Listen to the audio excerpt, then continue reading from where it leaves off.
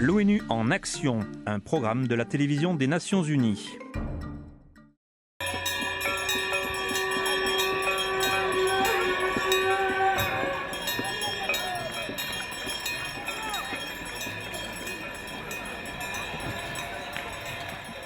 Sur les rives du Gange, des femmes adressent leurs prières aux dieux pour que leur mari reste en bonne santé et soit prospère.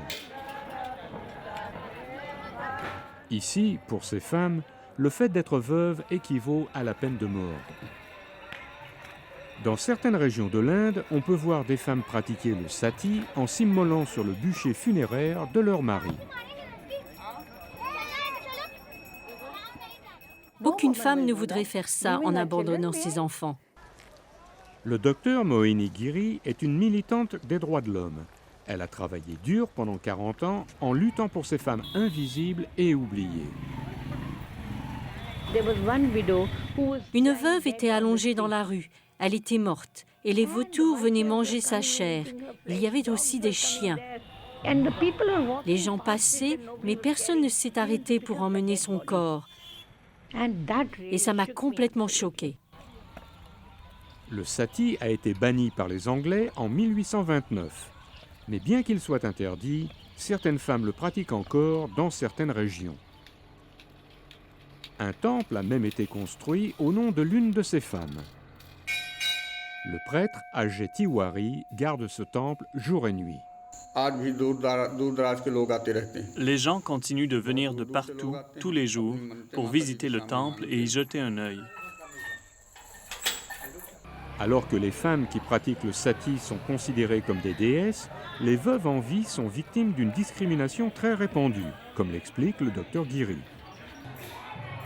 Plus de 16 000 veuves se sont installées à Vrindavan. Elles vivent à l'écart et obéissent aux coutumes qui sont reléguées aux veuves. Elles s'habillent en blanc, ont les cheveux courts et ne mangent qu'une fois par jour. Beaucoup de ces veuves survivent avec des restes de nourriture et les quelques roupies qu'elles gagnent en chantant tous les jours.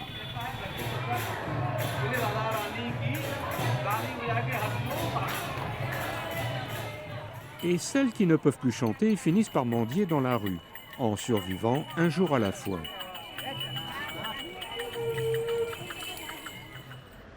Hanté par le souvenir du corps abandonné dans la rue et résolu à aider les veuves, le directeur Giri a voyagé de par le monde pour lever des fonds.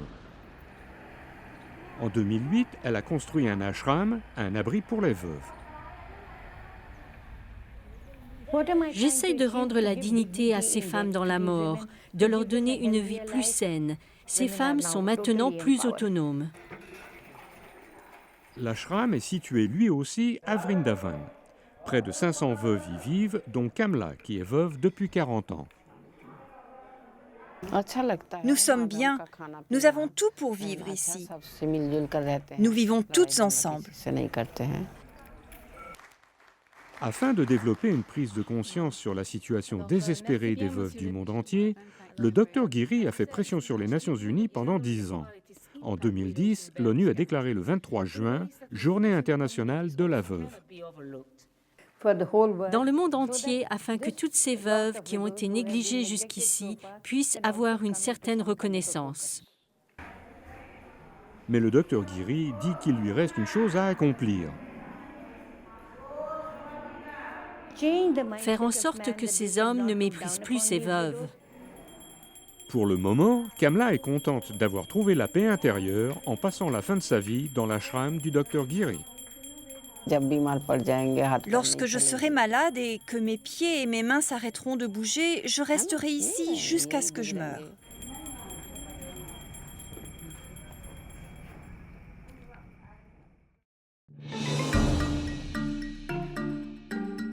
Ce reportage a été préparé par Mary Ferreira pour les Nations Unies.